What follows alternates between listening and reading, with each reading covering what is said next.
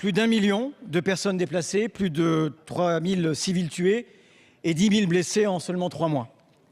Israël est engagé dans une fuite en avant meurtrière, toujours plus au nord du Liban, en violation du droit international et de la souveraineté d'un État francophone, francophile, d'un pays ami. L'histoire se répète tragiquement pour les Libanaises et les Libanais, pris dans des guerres qui ne sont pas les siennes, pris en étau entre Israël et le Hezbollah, notamment responsable de la mort de 2 de nos soldats, l'adjudant Montorio et le caporal-chef Girardin. Les solutions sont connues: retrait immédiat d'Israël, respect du cessez-le-feu, désarmement du Hezbollah au profit des forces armées libanaises, dialogue diplomatique régional avec toutes les parties prenantes, y compris l'Iran. Monsieur le Premier ministre, alors que le mandat de la FINUL se termine en décembre 2026, comment la France compte-t-elle s'engager aux côtés des Libanais pour exiger le maintien d'une force d'interposition sous mandat international qui est la seule garantie de la paix et de la sécurité? Quelles sanctions économiques et diplomatiques réelles, concrètes, fortes comptez-vous prendre afin de faire pression sans délai sur Israël pour cesser ces pratiques criminelles?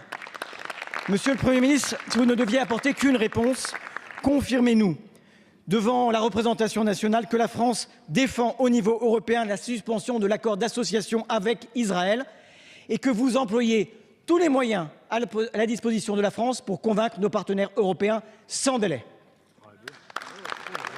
Monsieur le Président, la parole est à Monsieur le Premier ministre.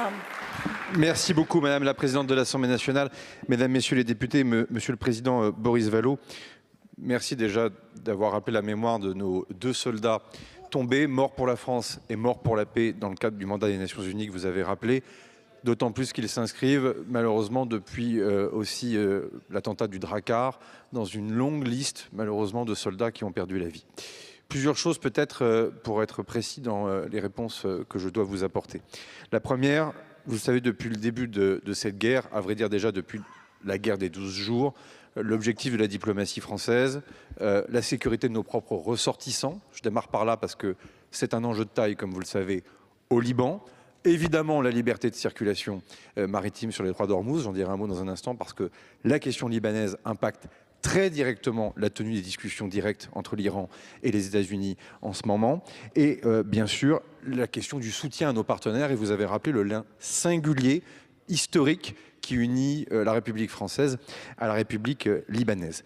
Et nous le disons, je pense d'ailleurs que nous sommes un des rares États européens à l'avoir dit aux Américains depuis le début, il n'y aura pas de solution globale sur cette guerre en Iran en laissant de côté, comme certains ont tenté de le faire au début, la question libanaise, pour des raisons éminemment géopolitiques. On connaît tous le rapport que Téhéran a évidemment avec le proxy Hezbollah, mais c'est une faute, c'est une erreur, y compris d'ailleurs au regard des différentes évolutions en Syrie, que d'avoir laissé de côté la question libanaise, et aujourd'hui on voit bien qu'elle nous rattrape. Deuxième des choses, vous l'avez fait, mais je le fais officiellement à mon tour, il est évident que non seulement le cessez-le-feu doit être respecté, il est fragile, moins qu'on puisse dire, même plutôt une forme de cessez-le-feu par le feu, c'est inacceptable, mais Israël doit mettre fin à cette guerre et fin à l'occupation illégale qu'ils font du territoire libanais. Y compris parce que cette guerre ne se justifie pas et, car il faut toujours être précis, le peuple israélien, l'État israélien, le gouvernement israélien, mené par le Premier ministre Netanyahou, ce que fait le gouvernement israélien met en danger sur le moyen et le long terme la sécurité de l'État d'Israël, précisément parce que ces opérations militaires, par leurs effets finaux recherchés, troubles et flous, créent un enjeu de sécurité pour Israël. Et donc ça, nous le redisons, il en va même de la sécurité de l'ensemble de la région, évidemment d'avancer là-dessus. Et on le voit bien, la stratégie au fond de la guerre permanente que le Premier ministre Netanyahou est en train de déployer sous nos yeux est quelque chose qui non seulement doit être entravé, combattu, nous le faisons, et sur lequel il faut aussi convaincre les partenaires de la région et évidemment les États-Unis d'Amérique d'avancer sur ce chemin. Deuxième des choses, et pour avancer, il n'y a pas de solution sans l'affirmation d'un État libanais. Il n'y en a pas. Et ça, on a quand même parcouru du chemin et la diplomatie française y est pour quelque chose. Je remercie d'ailleurs l'ensemble des groupes politiques, dont le vôtre, qui se sont mobilisés sur ces sujets. Il y a quelque temps, il n'y avait pas de chef d'État au Liban. Il y en a un, il y a un gouvernement, il y a des autorités constitutionnellement établies qui sont les interlocuteurs légitimes. Il y a au moins aussi une avancée, ce sont les discussions directes entre Israéliens et Libanais. C'est historique et ça, pour le coup, il faut évidemment le préserver et le protéger. Mais l'affirmation de l'État libanais passe évidemment par le désarmement du Hezbollah. On disait que le Hezbollah était l'État dans l'État. Ensuite, on a dit que c'était l'État sans l'État. Désormais, l'affirmation de l'État libanais doit passer évidemment par le désarmement du Hezbollah. Il doit aussi passer par un soutien aux forces armées libanaises. Ça m'amène peut-être à des éléments plus précis de réponse sans être trop long. Il y a 2 vides potentiels qu'il faut combler rapidement dans le moment diplomatique dans lequel nous nous trouvons. Le premier, c'est le vide sécuritaire. Ça passe par le soutien aux forces armées libanaises, dont on sait qu'on leur doit beaucoup dans la lutte contre le terrorisme, mais dont on voit bien que le désarmement du Hezbollah doit passer par une montée en puissance des forces armées libanaises. Je vous confirme donc que les moyens que vous avez votés sur la loi de programmation militaire, ici même, permettent de remplacer du matériel ancien français par du matériel neuf pour nos propres capacités, et ça va nous permettre et permettre au ministre de faire des dons, des cessions de matériel supplémentaire dans les temps qui viendront, parce qu'on doit accompagner les forces armées libanaises. Le vide sécuritaire, c'est l'objet de votre question, des multiples questions que vous avez posées. C'est évidemment la question du post-FINUL. Bon, qui renvoie à un enjeu compliqué, évidemment les pouvoirs de veto russes et chinois, évidemment la conviction que l'on doit apporter aux partenaires américains. Ce que fait la France, c'est mettre d'ores et déjà sur la table une offre de moyens militaires qui permettent d'imaginer un mandat nouveau. Vous avez dit interposition, ça je ne le sais pas. Comme vous le savez, la FINUL n'était pas un mandat d'interposition. En tout cas, c'est à définir, c'est à discuter.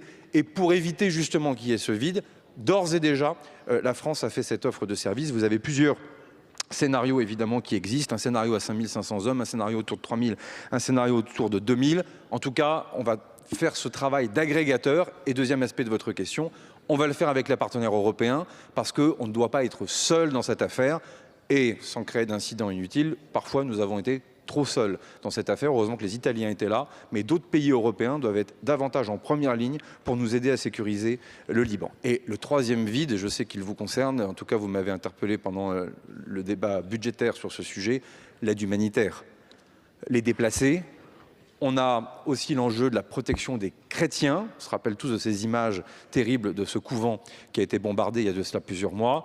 Je sais que l'aide publique au développement a fait l'objet d'économies que vous avez dénoncées. Et donc je vous confirme que pour le Liban, aucune mesure d'économie sera appliquée sur l'aide humanitaire pour les populations civiles libanaises. Nous allons même la multiplier par 2 ou 3 dans les toutes prochaines semaines parce qu'il y a une urgence sanitaire, alimentaire qui évidemment il nous faut traiter. Dernier point. Faire pression sur le gouvernement israélien, nous le faisons. Vous avez dû voir les derniers arbitrages que nous avons pris sur le salon d'armement Eurosatori. Cette pression continue, elle doit être, je crois, équilibrée, ferme. Nous l'avons fait, nous continuerons de le faire dans la clarté la plus absolue. Sur la question de l'accord entre l'Union européenne et Israël, je crois comprendre que des prises de position ou en tout cas des explications sont à venir dans les jours ou dans les semaines qui viendront par les autorités compétentes. Je vous remercie. Monsieur le Premier ministre, Monsieur le Président de groupe. Merci Monsieur le Premier ministre, mais si je me suis adressé à vous, c'est comme autorité compétente. Et je repose ma question de façon très claire. La France soutient-elle au plan européen la suspension de l'accord d'association avec Israël? Et quelles sanctions autonomes, économiques et diplomatiques notre État peut prendre pour que cessent ces massacres et cette fuite en avant sans limite du gouvernement de M. Netanyahou?